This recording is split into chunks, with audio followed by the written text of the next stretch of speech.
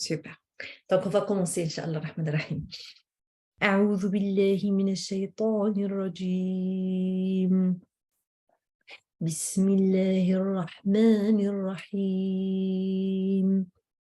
الحمد لله رب العالمين الرحمن الرحيم مالك يوم الدين إياك نعبد وإياك نستعين اهدنا الصراط المستقيم صراط الذين أنعمت عليهم غير المغضوب عليهم ولا الضالين آمين. اللهم علمنا ما ينفعنا وانفعنا بما علمتنا وزدنا علما كثيرا والحمد لله على كل حال ونعوذ بك من حال أهل النار. اللهم لا سهل إلا ما جعلته سهلا وأنت تجعل الحزن إذا شئت سهلا.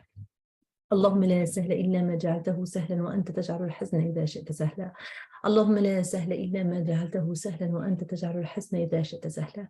اللهم آتنا رحمة من عندك وعلمنا من لدنك علما. اللهم آتنا رحمة من عندك وهيئ لنا من أمرنا رشدا. اللهم صل على سيدنا محمد وعلى آل سيدنا محمد كما صليت على سيدنا إبراهيم وعلى آل سيدنا إبراهيم وبارك على سيدنا محمد وعلى آل سيدنا محمد كما باركت على سيدنا إبراهيم وعلى آل سيدنا إبراهيم في العالمين إنك حميد مجيد. بسم الله توكلنا على الله ولا حول ولا قوة إلا بالله العلي العظيم. Donc, qu'est-ce qu'on a fait la dernière fois, la dernière semaine? On a fait quoi? Salam alaikum, on a fait la conversion de Hamza et Omar. Ah oui, Masha'Allah. Donc, on a fait la conversion de Hamza, on l'avait bien terminée, et puis on avait fait celle de Omar. Mais celle de Omar, je crois qu'on n'a pas encore terminé. On est arrivé. Oui, on est arrivé à l'époque où il consommait de l'alcool. Ah oui. C'était pas une bonne nouvelle.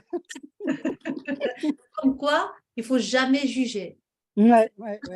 Voilà, c'est pas parce qu'on voit des personnes peut-être à notre vue, à nous, sont égarées, on les juge égarées, mais Allah subhanahu wa ta'ala, en très peu de temps, ils peuvent vraiment se rattraper et même nous devancer. C'est pour ça que des fois, et vraiment jamais juger qui que ce soit. Qui que ce soit. Allah subhanahu wa ta'ala nous le dit dans le Coran. Le jugement n'appartient que à Allah. Donc nous, on fait dua pour tout le monde, on fait dua pour nous déjà. Inch'Allah. Sur cette voie et qu'Allah subhanahu wa ta'ala nous donne encore plus de guidance et demander à Allah pour toute personne que nous estimons que nous, on juge malheureusement les apparences. Mais le cœur, il y a Allah subhanahu wa ta'ala qui sait qu'est-ce qu'il y a dans ce cœur-là. Donc nous, vu qu'on juge facilement les apparences, quand on voit quelque chose qui nous fait comprendre comme quoi la personne, elle n'est pas sur la bonne voie, autant de faire dua pour cette personne et non pas la juger. Parce que peut-être le jour du jugement, on va la trouver dans les plus hauts des paradis. Et là, on va se dire, ah zut, j'aurais pas dû. Donc, tant qu'on a encore la chance, alhamdoulilah, d'être ici, dans cette expérience, toujours avec la chance de respirer, d'essayer de s'améliorer et être la meilleure version de soi-même, autant de se rattraper et être vigilant. Qu'Allah nous aide, ya Rabbi, amin, amin, ya Rabbi al-alamin. Je vais enlever ça. Donc, nous sommes arrivés à la conversion de Omar ibn Khattab, radiallahu anhu. Salima, on s'est arrêté au moment où il est allé chez sa sœur et qu'il a écouté ça. Oui, me semble, exactement. Je me rappelle aussi qu'on avait parlé du fait qu'il a quand même, il avait poussé son beau-frère, le mari de Fatima Saïd ibn Zayd, il l'a poussé par terre, elle l'a défendu en lui disant: et si la vérité, elle est dans le contraire de ce que tu trouves,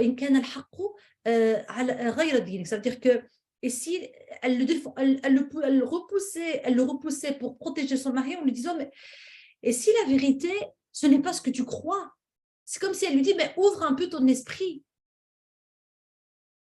Oui, l'esclave, oui, exactement. C'était Al-Khabbab ibn Arath. Lui, c'était un esclave en fait qui allait chez Fatima, la sœur de Omar ibn Khattab radiallahu anhu, et son mari Saïd ibn Zayd. Il allait là, c'est pour étudier le Coran, pour partager, pardon, excusez-moi, partager des moments de réflexion avec eux. Et là, il s'est caché. Dès qu'il a entendu Sayyidina Omar ibn Khattab radiallahu anhu frapper sur la porte, lui, il s'est caché directement. Lui, il n'a même pas essayé. C'est le mari de, c'est Saïd ibn Zayd, le mari de Fatima, qui a assumé la colère de Omar ibn Khattab radiallahu anhu, et aussi Fatima, parce qu'il l'a frappée jusqu'à ce qu'elle a saigné. Et c'est quand il a vu le sang, c'est là où il s'est calmé, là où il s'est rendu compte de la situation. Et c'est là où il a accepté de lire le Coran, et c'est là où c'était un petit peu, si vous vous rappelez, on avait parlé de l'évolution de l'ouverture du cœur de Sayyidina Omar ibn Khattab qui s'est faite petit à petit. Vous vous rappelez? C'était d'abord avec l'esclave que Omar torturait. Puis après, c'était par la femme qui voulait partir. Puis après, c'était avec le Coran, quand il était derrière le prophète sallallahu alayhi wa sallam, en train d'écouter, et le Coran répondait à ces questions que Omar se posait dans sa tête. Et là, en fait, il ne lui restait pas beaucoup pour être convaincu, pour être touché totalement par cette religion.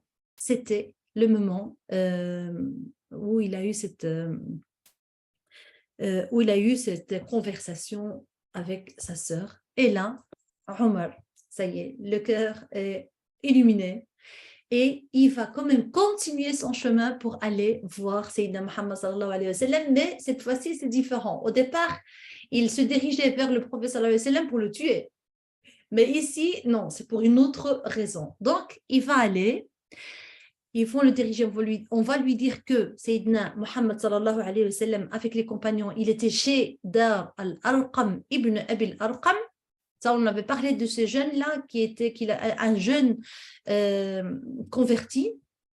Je pense qu'il avait 16 ans, et c'est lui qui a proposé sa maison pour que les compagnons avec le prophète sallam se réunissaient pendant 3 ans. Et Sayyidina Omar, il y va. Il va toquer très fort. Bien sûr, on connaissait Omar, il était un petit peu fort à tout niveau. Donc, il va frapper, et là, tout de suite, parce que en fait, Sayyidina Muhammad sallallahu alayhi wa sallam et les compagnons sont prévenus quand Omar arrive. Vous vous rappelez l'homme qu'il a rencontré, celui qui l'a carrément dénoncé, il a dénoncé Fatima, la sœur de Sayyidina Omar ibn Khattab radiallahu anhu, c'est pour occuper Omar le temps qu'il aille prévenir le prophète sallallahu alayhi wa sallam. Donc, il va toquer.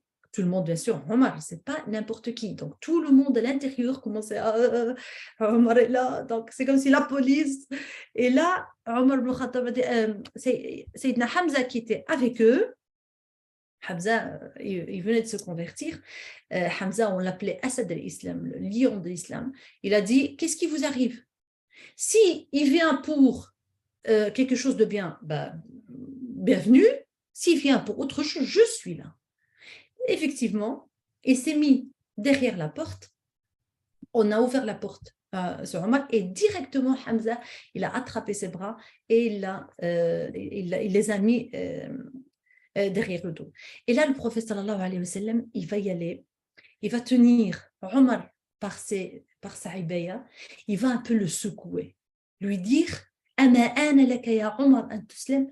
Est-ce qu'il n'est pas temps pour que tu te convertisses? Oh, Omar, c'est comme si pour dire, voilà, j'appelle ta raison, j'appelle Omar, il est temps pour que tu te convertisses, ce n'est pas possible que tu restes parmi les ignorants jusqu'à maintenant. Et là, Omar, bien sûr, et avant que je dise ce que Omar l'avait dit, le prophète sallallahu alayhi wa sallam, si vous vous rappelez, on avait parlé depuis sa naissance, il passait par formation après l'autre, et à tout niveau, dans tous les niveaux, et surtout dans le relationnel.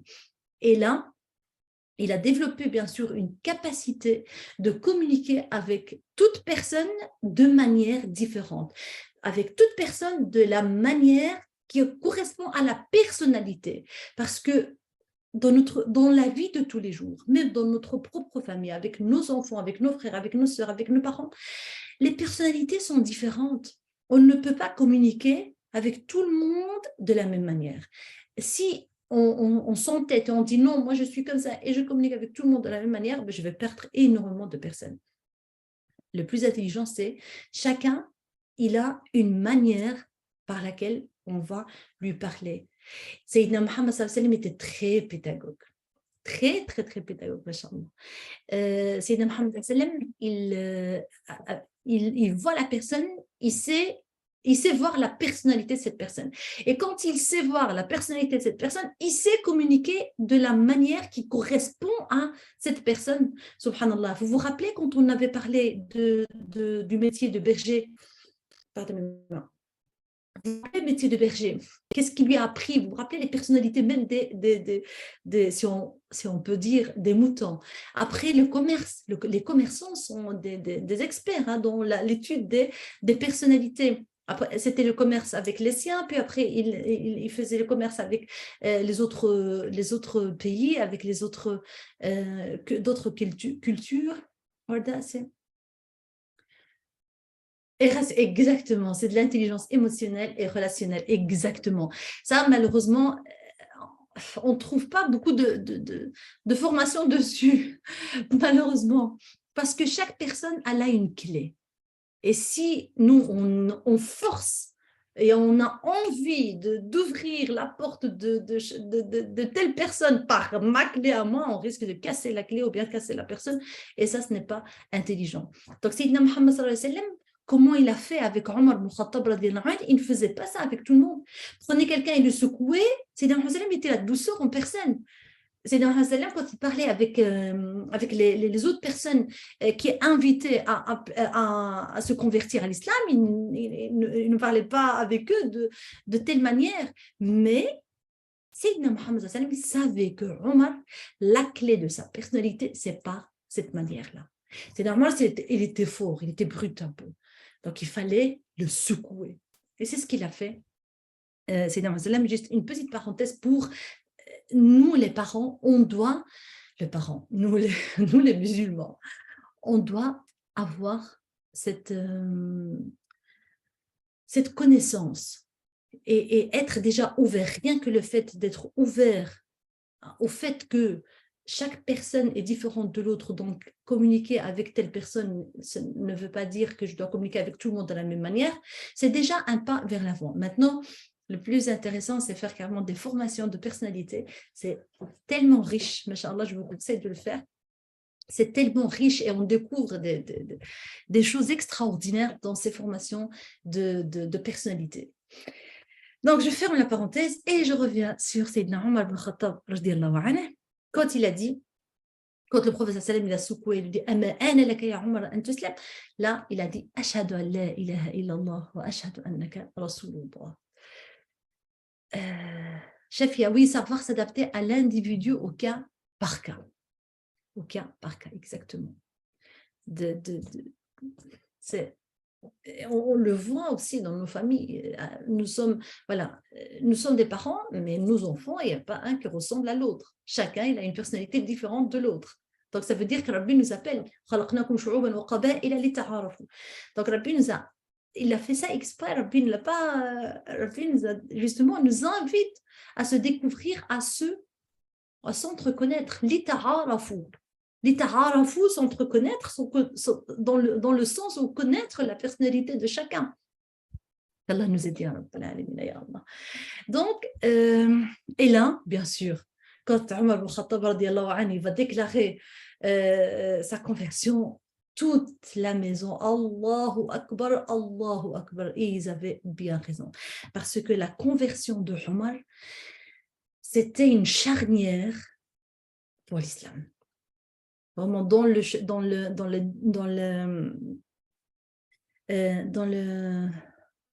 l'avancement de l'islam, la conversion de Omar, c'était, subhanallah, c'était quelque chose de facile. Ça veut dire, avant Omar, c'était une chose. Avant la conversion de Omar, c'était une chose. L'islam était une chose. Et après la conversion de Omar ibn Khattab, c'était autre chose.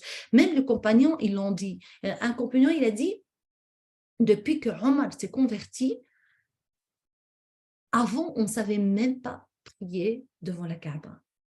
Seulement depuis que Omar s'est converti. Là, Allah subhanahu wa ta'ala leur a ajouté de la force vraiment de manière comme s'il a boosté les musulmans vers l'avant et parce qu'ils vivaient quand même difficilement. Nous étions dans la sixième année, donc les 3 années secrètes, puis après les 3 autres années où la persécution des Qurayshites envers les musulmans a augmenté, mais la conversion de Omar, elle a tout changé. Bien sûr, Hamza et Omar. Et là, directement, Omar, qu'est-ce qu'il va dire au prophète sallallahu alayhi wa sallam? Il dit, Rasulallah, alasna ala al-haq.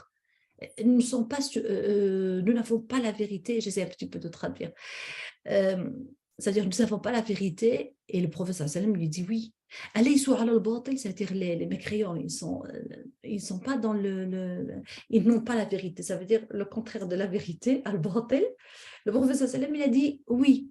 Il a dit, limal ikhtifa'u idhan. Pourquoi se cacher? Et là, le prophète sallallahu alayhi wa sallam lui dit, et tu penses quoi, ya Omar? Il a dit, on sort tout de suite. Et c'est ce qu'ils ont fait. Ils ont fait 2 rangées. Une, à la tête de une, il y avait Hamza et l'autre, Omar. Et puis, aller en plein public, appeler à Allah subhanahu wa ta'ala. Avant, ils n'osaient pas faire cela. Jusqu'à ce que Omar ibn Khattab se convertisse. Et là, le prophète sallallahu alayhi wa sallam, il lui dit, Anta al-Farouq. Le surnom de Sayyidina Omar ibn Khattab, c'est le Farouq. Il lui a dit, tu es al-Farouq, yafriqu Allahu bika bayna al-haqq wal-batil. Allah subhanahu, ça veut dire le séparateur. Attention, je traduis à la mienne, je ne sais pas. Donc, al-Farouq, celui qui sépare. Il sépare entre le vrai et le faux. Et le prophète sallam va l'appeler, depuis ce jour-là, il va l'appeler al-Farouq. Donc, voilà, ils sont sortis, appelés Allah subhanahu wa ta'ala. Et là, Omar ibn Khattab, après cette sortie-là, il était tellement excité, il était tellement content, tellement apaisé, qu'il voulait que tout le monde sache qu'il s'est converti à l'islam. Alors, qu'est-ce qu'il va faire? Il va aller carrément toquer sur la porte d'abord de Abu Jahl, Abu al-Hakam. Il va toquer sur sa porte. Bien sûr, Abu Jahl, il va sortir. Ah, Omar, il lui dit, Omar ibn Khattab, il dit, Ata'arifu ya Abu al-Hakam, tu sais, Abu al-Hakam? Et là, il lui dit quoi? Il a dit, Ashhadu an la ilaha illallah wa anna Muhammadan Rasulullah. Et là, Abu Jahl, il va claquer la porte. Il lui dit, Afsadta alayya yawmi, tu as gâché ma journée. Et puis, il claque la porte. Et Omar ibn Khattab, ce n'était pas suffisant pour lui, il va aller chez Abu Sufyan. Donc, il a choisi vraiment les vrais ennemis de l'islam à ce moment-là. Il va aller chez Abu Sufyan, oui, bien sûr, parce qu'il s'est converti à la fin. Donc, il va toquer sur sa porte. Et comme il a fait avec Abu Jahl, il va ouvrir et lui dit, Ata'arifu ya Abu Sufyan, il lui dit, tu sais Abu Sufyan, il dit quoi? Il dit, Ashhadu an la ilaha illallah wa anta Muhammadan Rasulullah. Et pareil, tu m'as gâché ma journée, il claque la porte. C'était pas encore suffisant pour Omar ibn Khattab radiyallahu anhu. Qu'est-ce qu'il va faire? Il va aller chercher une personne qui était très connue à la Mecque par le fait qu'elle ne gardait pas une seule information. Vous voyez, chez nous ici en Belgique, on dit la Meuse. La Meuse, c'est un journal. Donc ça veut dire c'est lui qui va distribuer les informations, mais vraiment, il y a des personnes comme ça. Hein, l'information, elle ne reste pas chez eux une seule seconde. Alors, Omar ibn Khattab connaissait cette personne-là. Il est allé la trouver. Il lui dit, viens, je vais te dire un secret. Et tu gardes le secret. Bien sûr, l'autre a dit, oui, vas-y, dis. Et là, il lui dit, Ashhadu an la ilaha illallah wa anna Muhammadan Rasulullah. Omar ibn Khattab, il disait, avant que je termine ma phrase, il était déjà parti au courant et appelait tout le monde et leur disait, Saba'a Omar. Saba'a, ça veut dire comme nous, on dit, il s'est apostasie. Saba'a Omar, ça veut dire qu'il est sorti de la religion. Il a dit, et moi je cours derrière lui en disant, Wallahi ma sabat, walakinni aslamt. Par Allah, je ne me suis pas apostasie, mais je me suis convertie. Alors, toujours l'autre court et Omar ibn Khattab radiallahu anhu court après lui pour dire comment Omar ibn Khattab est tellement excité du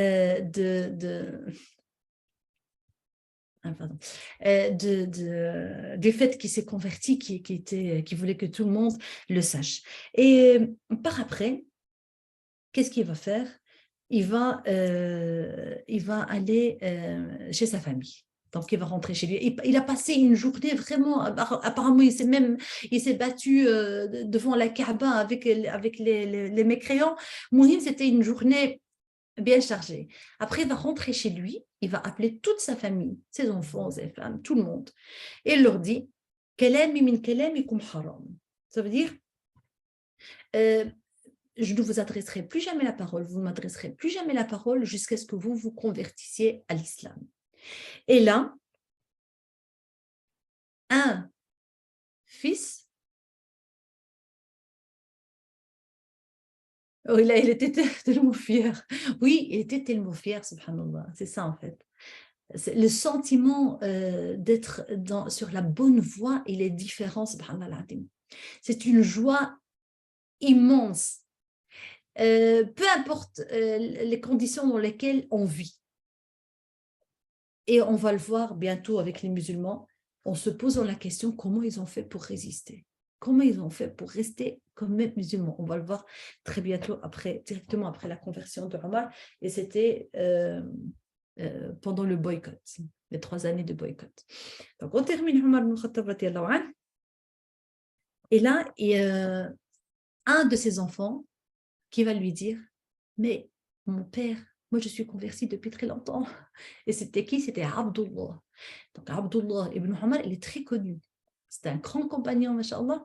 Lui, il était converti avant, et s'est converti avant son père.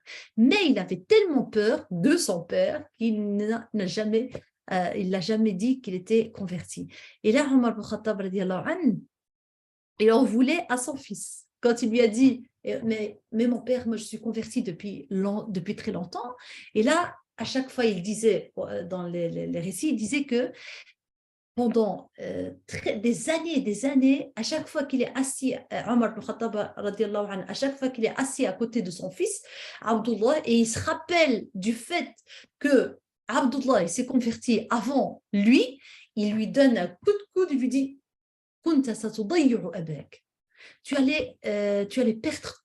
Non, si je dois traduire, ça veut dire que tu allais laisser ton père dans la perdition. Je ne sais pas si ça se dit, mais pour dire que vu qu'il était converti, il n'a pas appelé son père à l'islam. Imaginons si Omar ne s'est pas converti, donc il allait être perdu. Et là, il lui dit ça veut dire que tu allais vraiment laisser ton père dans la perdition. À chaque fois, des années, à chaque fois, il lui donnait des coups de coude en lui rappelant cela. Et bien sûr que depuis ce jour, les musulmans, ils ont gagné énormément de confiance en eux et énormément de force. Et de l'autre côté, les mécréants, bien sûr, pour eux, c'était un échec. De voir Hamza et Omar se convertir, pour eux, c'était un grand échec. Donc, évidemment, la persécution, elle va encore augmenter. Hassan al-Basri, il dit que l'islam, le jour du jugement, il va dire à Rabbi, j'étais un étranger jusqu'à ce que cet homme se convertisse sur Omar. La conversion de Omar, elle a beaucoup changé dans les déroulements de la da'wa, qu'Allah le récompense grandement. Omar c'est quelqu'un d'exceptionnel, vraiment d'exceptionnel. C'est pour ça que, comme j'avais dit au départ, il ne faut jamais juger. Omar ibn Khattab, comme on avait dit, il s'est donné à l'alcool. Sayyidina Omar ibn Khattab, il avait enterré sa fille vivante. Sayyidina Omar ibn Khattab, il a torturé les esclaves. Sayyidina Omar ibn Khattab, il avait fait beaucoup de choses interdites et même graves. Mais dès que la lumière a pénétré dans son cœur, ça a tout changé. Ça a tout changé. Et il suffit de voir ce que Omar ibn Khattab a fait pour l'islam durant le vivant du prophète sallallahu alayhi wa sallam, et aussi durant sa khalifa, pour dire il faut jamais juger. Jamais, jamais, jamais. Et là,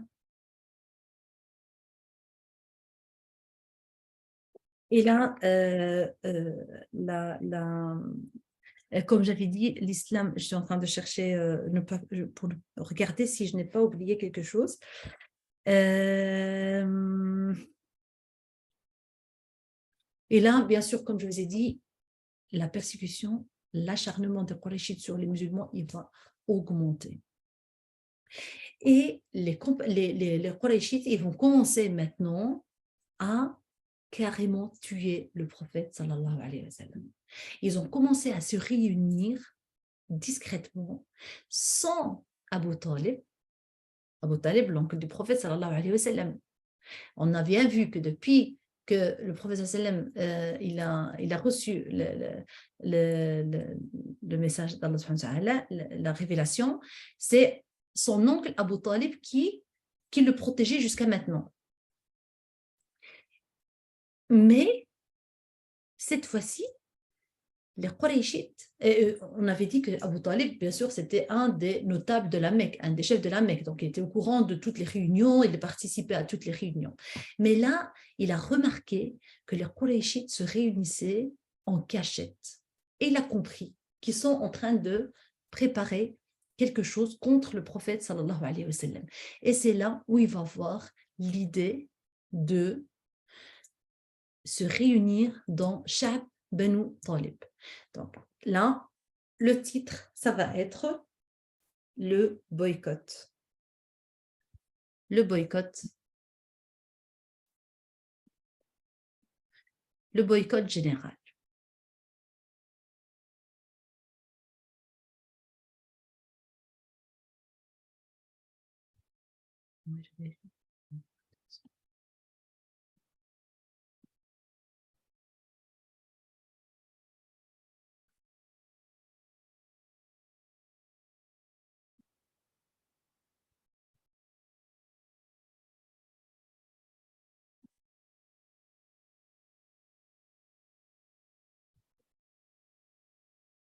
Oui, Warda, tu m'as dit, et malgré ça, il fait partie des 10 compagnons promis au paradis. Exactement.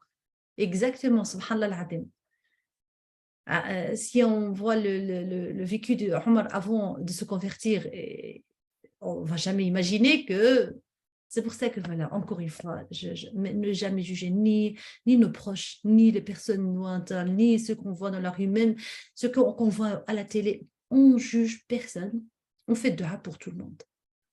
C'est ça le plus important. Maintenant, on va aller au boycott général.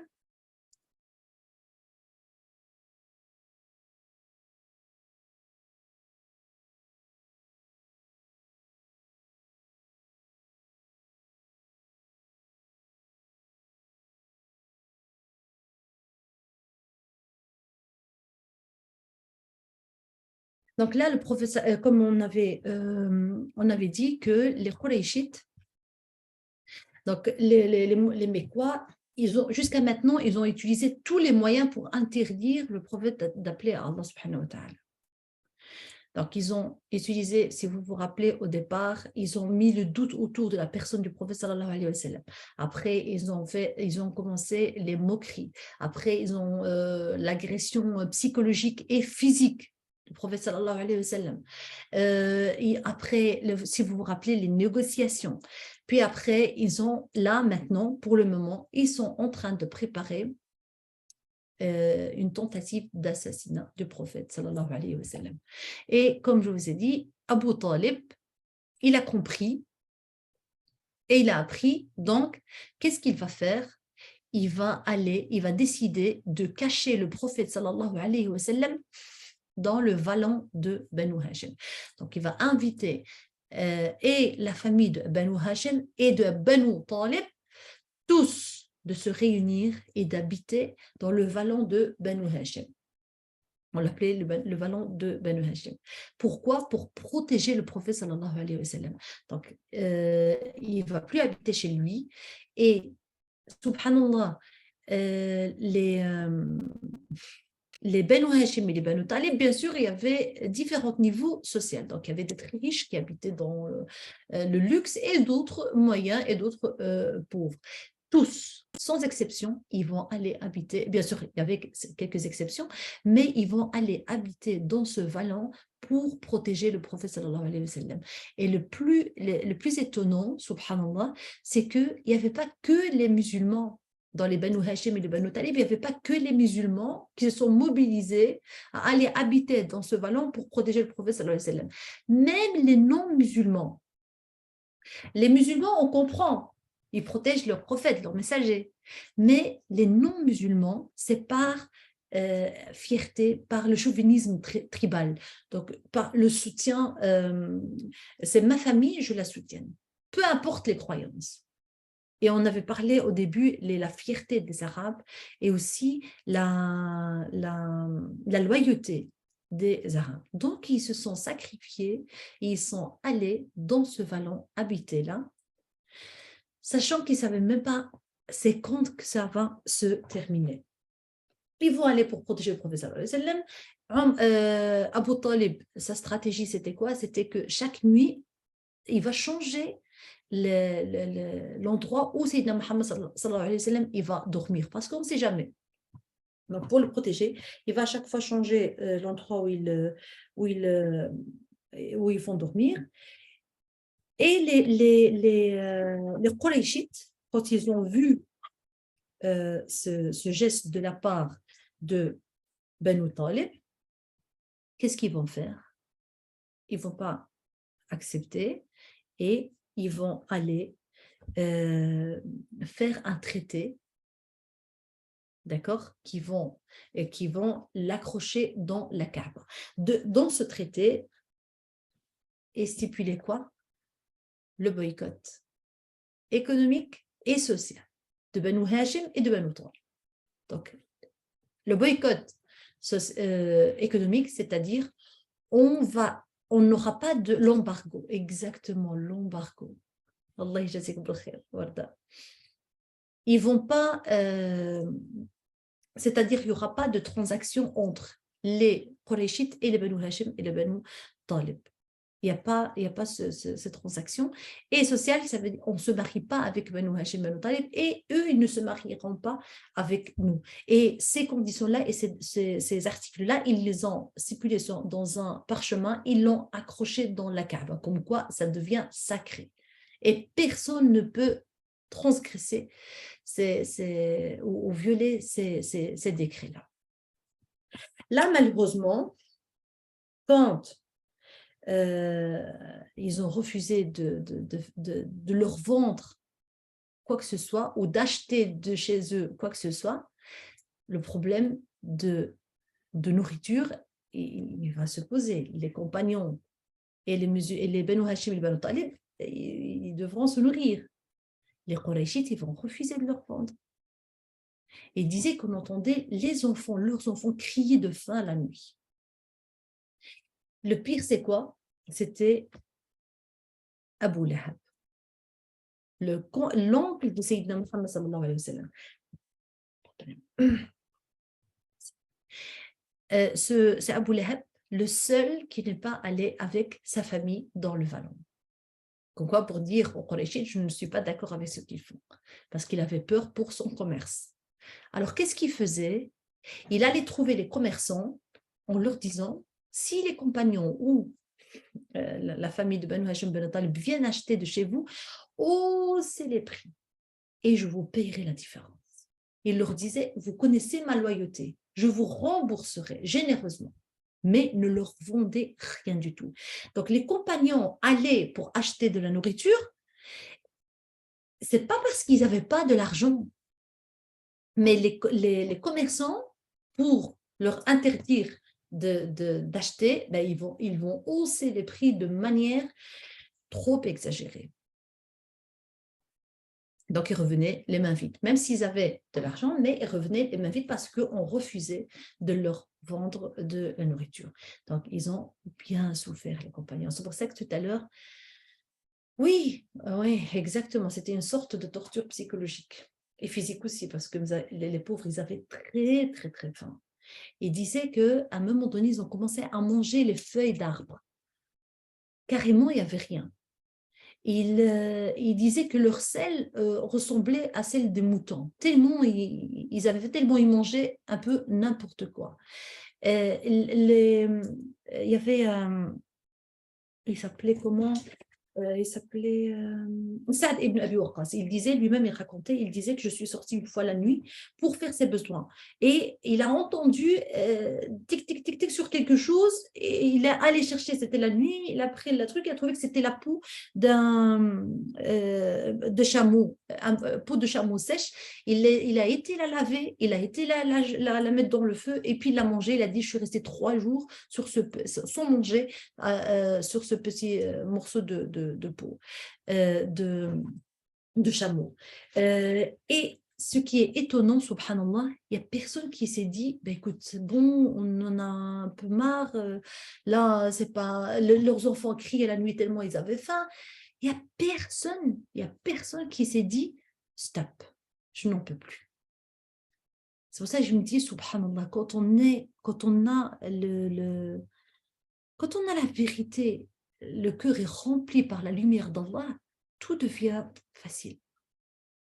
Une épreuve pareille, j'imagine que si c'était nous, je ne sais pas. Ya Allah, donne-nous la foi, donne-nous l'iman, donne-nous tout ce qu'il faut pour pouvoir vraiment surmonter les difficultés et les défis de la vie. Mais là, limite, les parents, ils peuvent patienter, mais quand ils voient leurs enfants crier, vous savez que les mamans, qu'est-ce qu'elles faisaient? Elles disaient au papa, ne te tracasse pas, je vais faire dormir les enfants. Alors on leur montait en leur disant, voilà, vous allez souper jusqu'à ce qu'ils s'endorment, sans manger. Franchement, ce boycott, j'ai essayé de comprendre, j'ai réfléchi beaucoup de fois, je me dis, ah Rabbi, mais comment... Allez, on va dire les musulmans. Ils ont la foi, ils ont le cœur bien illuminé. Et les non-musulmans, qu'est-ce qui leur poussait? Et ce qui était étonnant, c'est qu'il suffisait de dire que ça fait je ne suis plus Mohammed et ils avaient le droit de sortir de l'embargo et vivre normalement. Personne n'a pas, d'après les historiens, Wallahu alam, personne n'a fait ça. Personne n'est allé dire, bah, écoute, je n'en peux plus, moi je ne suis plus Mohammed et je sors de ce embargo du tout. Et qu'est-ce qu'ils ont fait? Les Qurayshites, en fait, ils n'ont pas fait de siège autour, mais ils ont fait des points de surveillance. D'accord? Pour surveiller s'il y a quelqu'un qui va leur donner à manger ou quelque chose comme ça. Maintenant, et le pire, c'était quoi? On avait dit qu'il y avait 2 décrets. Le boycott économique, c'est-à-dire pas de transaction, et le boycott social, pas de mariage avec eux. Ils ont rajouté un 3e décret. C'est quoi? Interdit de faire la da'wa. Interdit d'appeler à Allah. Si on attrape quelqu'un en train d'appeler quelqu'un à la da'wa, il est mal barré. Donc ça veut dire même la da'wa, elle a été stoppée. Sauf dans la période de l'Hajj.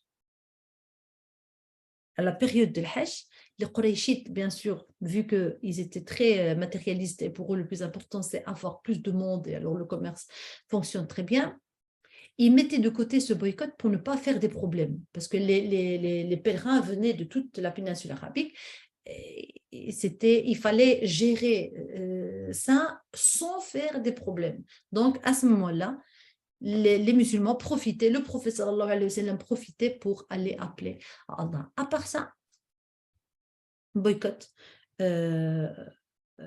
général.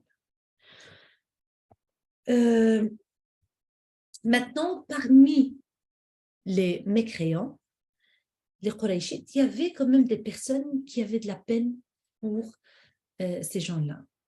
ils étaient pas loin, ils habitaient pas très loin de chez eux, et ils entendaient les cris des enfants, et ils voyaient que les musulmans, ils avaient difficile à trouver à manger. Il y en a un qui s'appelait Hisham ibn Amr al-Amiri. Je vais vous l'écrire si vous voulez.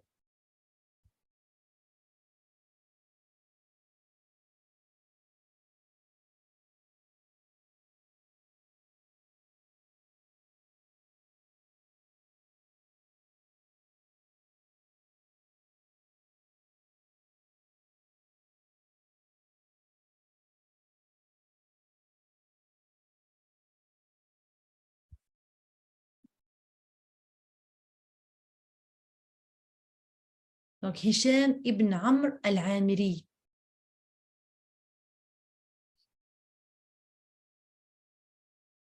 C'était un mécréant, mais il avait, comme je vous ai dit, il avait la peine pour les musulmans. Qu'est-ce qu'il faisait?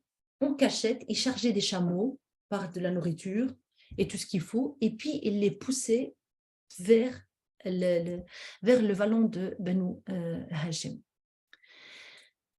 Et alhamdoulilah, quand les musulmans recevaient ces chameaux-là, ça les aidait à au moins avoir quelques jours de nourriture. Mais malheureusement, comme je vous ai dit, les Qurayshites, ils avaient mis des points de surveillance. Ils l'ont attrapé. À un moment donné, ils l'ont attrapé en train d'envoyer les chameaux. Donc, ils ont dit, écoute, Hamr, plus jamais, on ne veut pas de problème, on ne veut pas du tout que tu fasses ça une deuxième fois. Il a dit, OK. Mais il n'a pas réussi à tenir sa parole et il a refait cette opération une deuxième fois. Et puis, on l'a attrapé. La troisième fois, on l'a frappé carrément. Parce que là, pour eux, les Qurayshites, ils exagèrent. Et alors, qu'est-ce qu'ils ont fait? Ils l'ont frappé.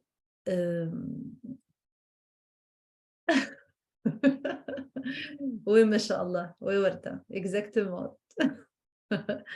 C'est difficile de supporter cette injustice, même avec la torture.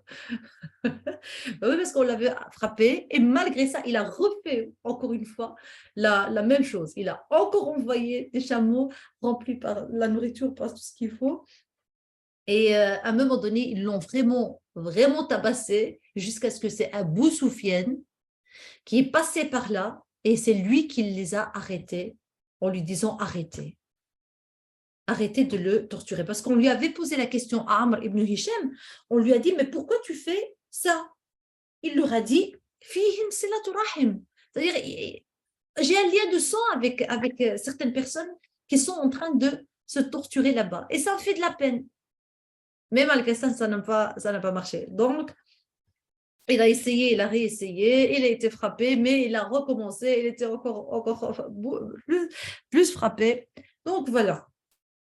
Juste pour dire comment les musulmans, ils ont vécu. Bien sûr, quand ils ont commencé, ils ne savaient pas combien ça allait durer. Mais maintenant, nous, on sait combien ça a duré. Ça a duré 3 années. Pas 3 mois, 3 années. Je me dis,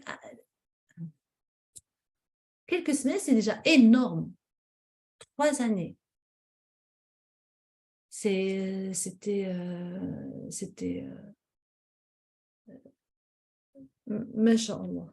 Qu'Allah les récompense grandement pour ce qu'ils ont fait. 3 années. Et d'ailleurs, c'est pour ça qu'à la fin, bien sûr, Sayyidina Muhammad sallam, il va perdre 2 personnes très chères à lui, à cause de ce boycott-là.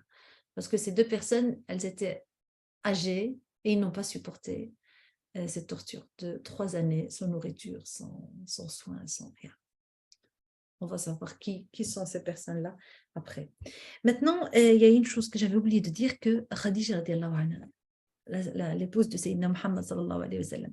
L'épouse de Sayyidina Muhammad sallallahu alayhi wa sallam, elle était tellement respectée par les Qurayshites que au début de ce boycott, ils sont venus la trouver en lui disant, on va bien sûr interdire à Banu Hashim de faire telle et telle chose, mais toi, pas.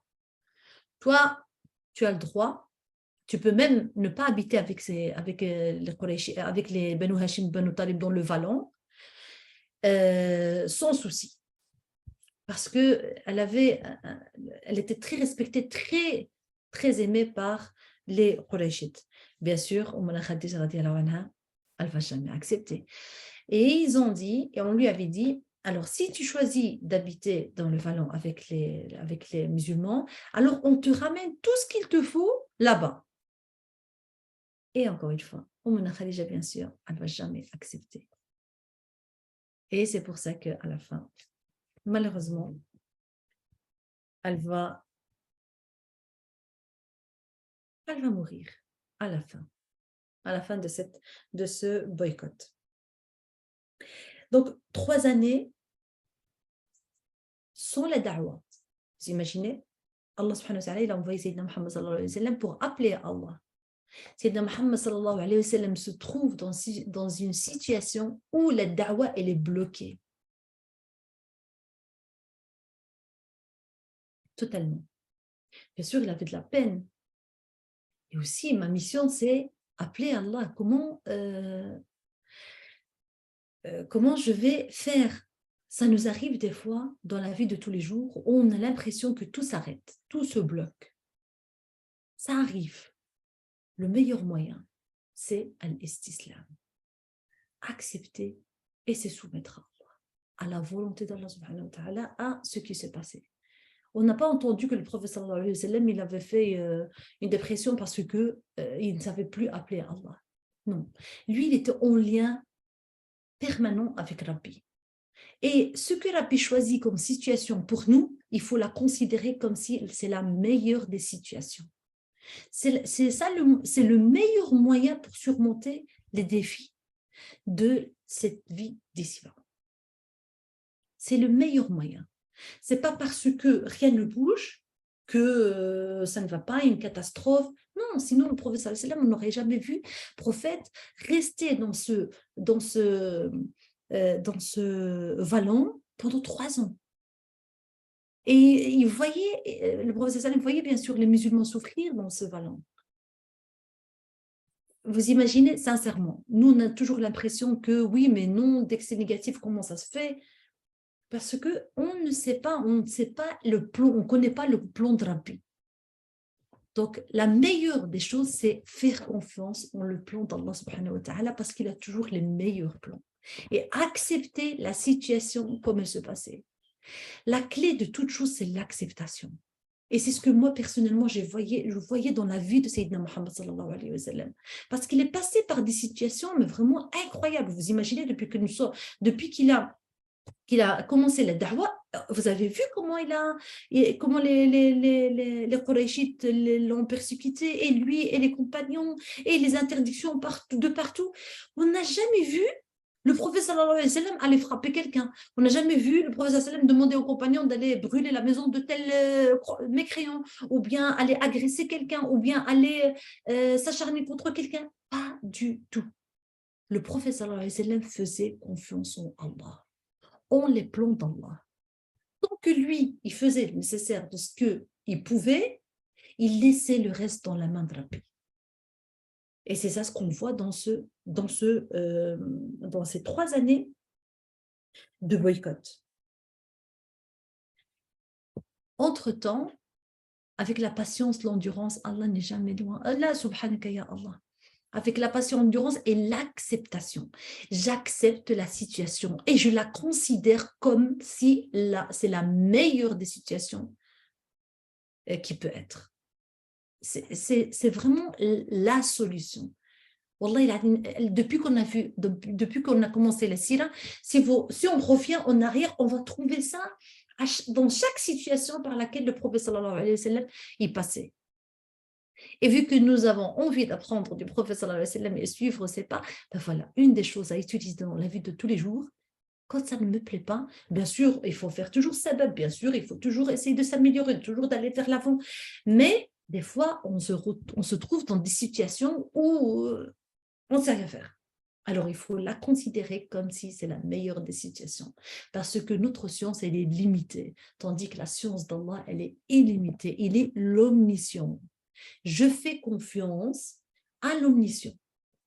J'accepte la situation comme elle est. D'ailleurs, si vous voyez, même dans tous les récits des compagnons, dans les récits des prophètes, Regardons tous les récits que nous avons dans le Coran. Sayyidina Ibrahim alayhi salam. Allah subhanahu wa ta'ala, il dit Al-Khalil, l'ami intime. Regardez les situations par lesquelles Sayyidina Ibrahim alayhi salam est passé. Subhanallah, l'acceptation totale. On va le jeter dans le feu et il est là dans le catapulte tranquille. On lui dit, Allah subhanahu wa ta'ala lui dit, va déposer ta femme et ton fils dans le désert, mais vraiment le désert, il va les déposer, il va repousser chemin. Allah subhanahu wa ta'ala lui dit, va égorger ton fils, et il va aller, il va essayer de l'égorger. Il faisait confiance en le plan d'Allah. Sayyidina Moussa alayhi salam, Sayyidina Isa alayhi salam, tous les prophètes, subhanallah. C'est ça qui les rendait exceptionnels. Donc, Allah subhanahu wa ta'ala nous aide, Ya Rabbi al-Alamin, à aller sur leur pas, Ya Rabbi, Amin, Amin, Amin, Ya Rabbi al-Alamin.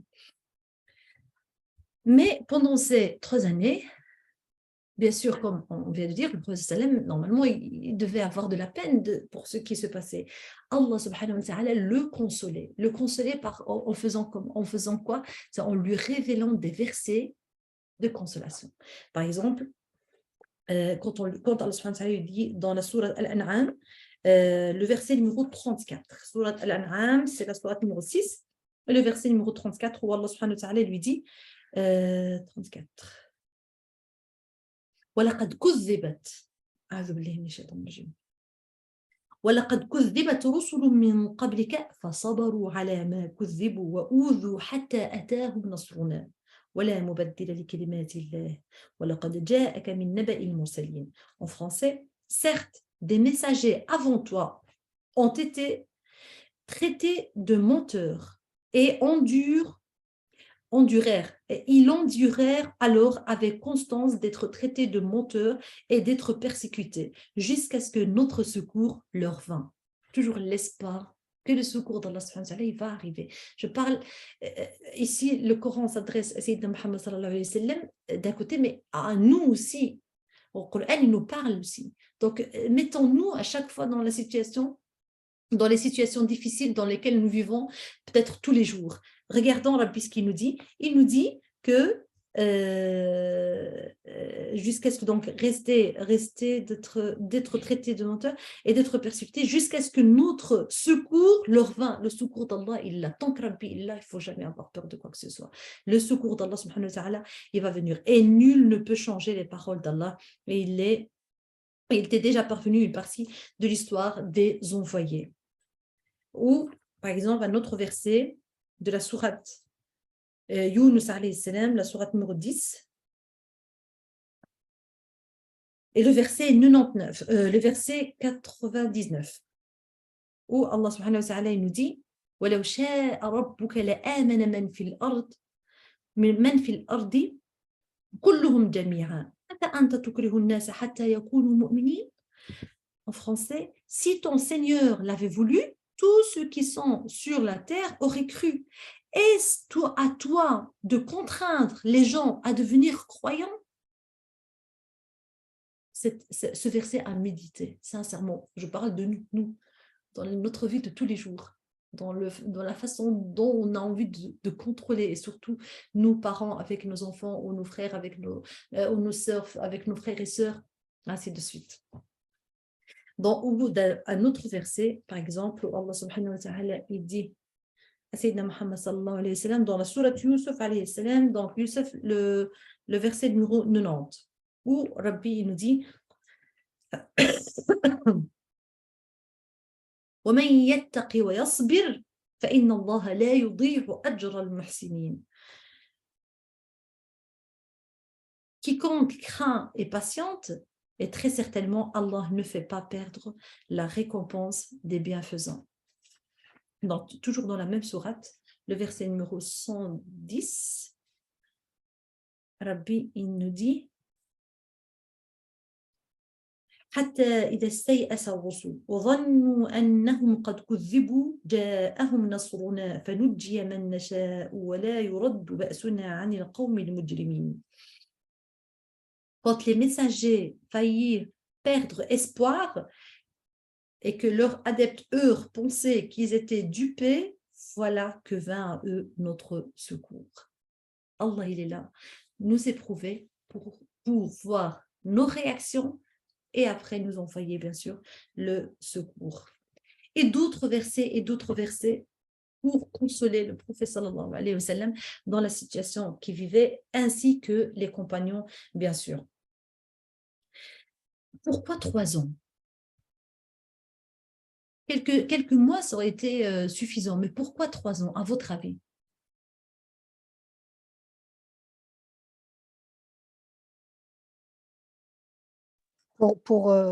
Peut-être pour les décourager, Pour décourager qui? pour décourager justement la nouvelle religion, pour empêcher le prophète sallallahu alayhi wa sallam de, de cheminer à travers cette nouvelle religion. Surtout qu'ils étaient encore, dans la conversion, mais secrète. C'était pendant les 3 ans, ça. Non, en fait, quand je dis 3 années de boycott, C'était après les 3 ans. oui, c'était entre la 7e année et la 10e année. J'ai oublié de vous le dire. D'accord. Le boycott, il va commencer la 7e année. Ah, Après la ok. révélation. Subhanallah. Oui, après la révélation, la 7e année, là, le boycott, il va commencer. Et il va durer 3 ans, jusqu'à la 10e année. Ah oui, oh là là. Oui, toi, je me dis, c'était quand même quelque chose de très dur. Désolée, je n'ai pas dit les dates au départ. Je suis vraiment désolée. Non, il n'y a pas de souci. C'est vrai que j'avais fait le calcul. J'ai pensé que c'était pendant le cheminement des 3 ans en Ah, secret. Non, non, c'était bien après. non, bien, Subhanallah. bien, bien après, parce que oui, oui, oui, bien après. Comme je dis, c'est la 7e année. Ça a commencé l'année 7 et ça a terminé l'année 10. Subhanallah. Oui. Alors pourquoi? Ah oui, justement, j'ai envie que je me dis, les sœurs, les frères qui sont là, pourquoi Rabbi, il est là? Pourquoi 3 ans?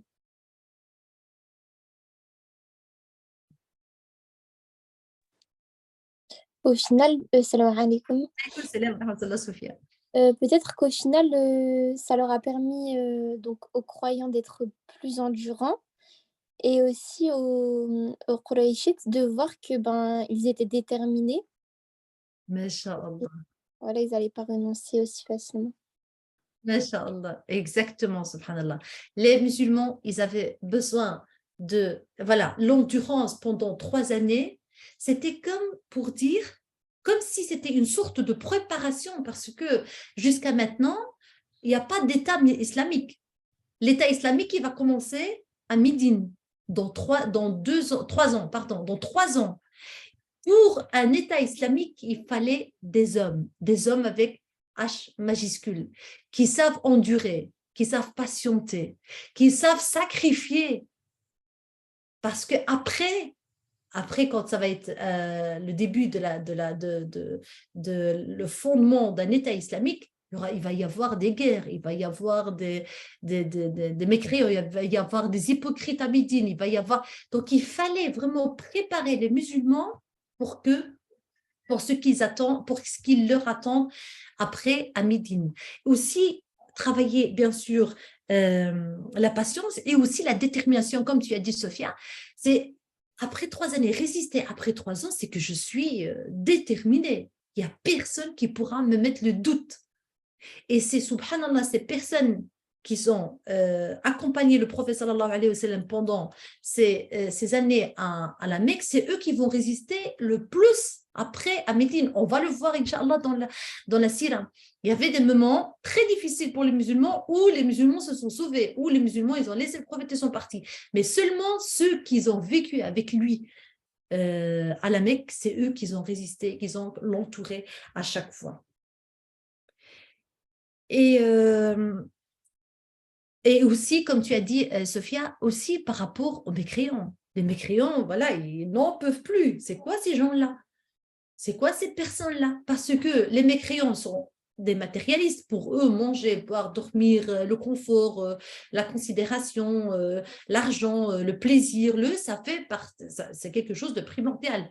Ils ne comprenaient pas comment ces gens-là résistent en leur privant de tout cela, ils résistent encore. Et subhanallah, ça travaille aussi la confiance en Allah, ça travaille la fraternité aussi. Ils étaient tous ensemble. Ça travaille, le professeur sallam, il a sûrement profité du fait qu'ils n'avaient pas autre chose à faire, ils n'avaient pas le droit d'aller à l'extérieur appeler Allah. Il a encore renforcé les musulmans dans la da'wah. Il leur a transmis encore plus les principes et les valeurs de l'islam. Jusqu'à ce que, subhanallah, 3 ans sont passés et les mécréants, certaines personnes des mécréants n'en pouvaient plus. C'était pas les musulmans, c'était des mécréants qui n'en pouvaient plus. Et qu'est-ce qu'ils ont fait? Il y avait 3 personnes qui sont connues à la Mecque. Qu'est-ce qu'ils ont fait? Parmi eux, bien sûr, la personne qui a envoyé les chameaux avec les subsides. Ils ont fait quoi? Ils se sont réunis. Ils ont dit, on en a marre, on va mettre fin à ce boycott. Et ils ont commencé à réfléchir à une stratégie, comment faire pour arrêter ce boycott intelligemment. Comment il va arrêter ce boycott intelligemment? On le saura, Inch'Allah, la prochaine fois. Parce que je vois l'heure, il est passé, donc il est 21h33. Si je commence, ça va nous prendre au moins un quart d'heure, 20 minutes. Donc, on va la laisser pour la fois prochaine, Inch'Allah. Si vous avez des questions, n'hésitez pas. Ou quelque chose à ajouter. Oui. Oui, Nassira, tu arrêtes toujours sur un suspense. J'aime bien faire ça. Machallah, tout le temps. Dès qu'on est captivé, elle me dit au prochain cours. Non, je me permets de revenir. En fait, je voulais faire un hommage justement, quand on parlait de blocus, hein, et donc tout le monde sait que Gaza vit sous le blocus depuis maintenant 16 années. La ilaha illallah. 16 années, c'est comment dire quoi? Quand tu nous as expliqué ces 3 années, c'est une crise grave, très grave. Mais voilà, je veux vraiment qu'on y pense, parce que là, on est en pleine, bientôt, Inch'Allah, le Ramadan, il faut qu'on pense à la Palestine et surtout à Gaza. Cette crise humanitaire, elle est passée sous silence. Ouais. Je tiens à le dire, elle est passée sous silence, que ce soit par l'Occident, par l'Europe et par les puissances musulmanes. 16 ans de boycott, de blocus, voilà, de choses terribles. Donc, j'ai une pensée pour eux. Il faut qu'on continue à avoir une pensée pour eux. C'est surtout ça que je voulais revenir là-dessus. Parce que 16 ans, c'est... Imaginez 3 ans, qu'est-ce qu'ils ont vécu, subhanallah, avec patience, avec endurance, avec acceptation. Mais là, 16 ans, ça va s'arrêter quand, quoi? Ça va s'arrêter quand? Allah les soulage, les assiste. Amin, amin, amin. Ah ben écoute, Chafia, tu vas nous clôturer avec un dua justement. On clôture, mais avec un dua pour nos frères et sœurs en Palestine. Vas-y, je t'en prie. Moi, Nassira, s'il te plaît, je préfère que ce soit toi qui l'as fait, là, j'ose pas trop. Non, mais sincèrement, je sens que ton cœur, Masha'Allah, il est... je sens cette peine intérieure que tu as dans ton cœur et le meilleur dua viendra de toi, bi'idhnillah. Pas longtemps, juste quelques dua, bi'idhnillah, et nous, on va dire Amin, bi'idhnillah, wahid al-ahad.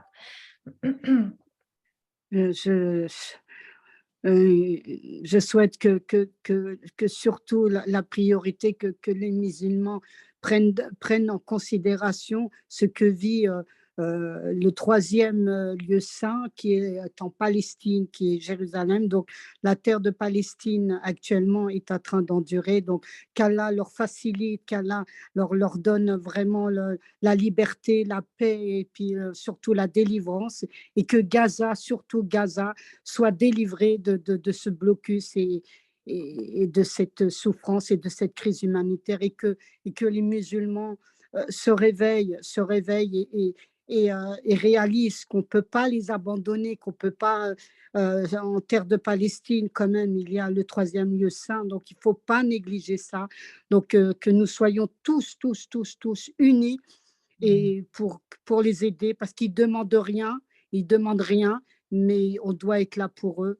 Et 16 années de blocus à Gaza, c'est pas possible de ne rien faire et de ne pas réagir. Qu'Allah les délivre et qu'Allah leur enlève cette souffrance, cette peine. Mais vraiment, ils ont une force de caractère, cette endurance, c'est magnifique, quoi. Et c'est à travers ce cours que tu nous as donné que je fais le parallèle avec le blocus de Gaza. Amin, amin, amin, rabbil alamin. Barakallahu fik. Shafia, qu'Allah subhanahu wa ta'ala te récompense grandement, ya Rabbil alamin. Amin, amin, amin, rabbil alamin. Et qu'il les délivre, ya Rabbi. Amin, amin, ya Rabbi jalali wa ikram, ya Rabbil alamin. Subhanak Allahumma bihamdik, nashhadu an la ilaha illa ant, nastaghfiruka wa natubu ilayk. Bismillahir rahmanir rahim, wal 'asr, innal insana lafi khusr, illa alladhina amanu wa 'amilus salihati wa tawasaw bil haqqi wa tawasaw bis sabr. Subhana rabbika rabbil 'izzati 'amma yasifun wa salamun 'alal mursalin walhamdulillahi rabbil alamin. Il y a la sœur Warda, elle a fait qu'Allah majestueux soit-il descende sa rahma et sa baraka sur toutes les âmes qui vivent et survivent sur cette vaste terre, les malades, les pays en guerre et tous ceux dont le besoin. Amin, amin, amin, ya Rabbal alamin. Barakallahu fikum. Amin, amin, rabbil alamin. Et Ramadan, bi'idhnillah wa quwwati mubarak, inshallah, bi'idhnillah, qu'Allah subhanahu wa ta'ala nous aide à le vivre de la meilleure manière. Ya Rabbi, amin, ya Rabbal alamin. Barakallahu fikum et au plaisir de vous voir, inshallah, après Ramadan, بإذن الواحد الأحد. السلام عليكم. Alaykoum salam, bon Ramadan. Alaykoum salam, bon Ramadan à tous, Inch'Allah.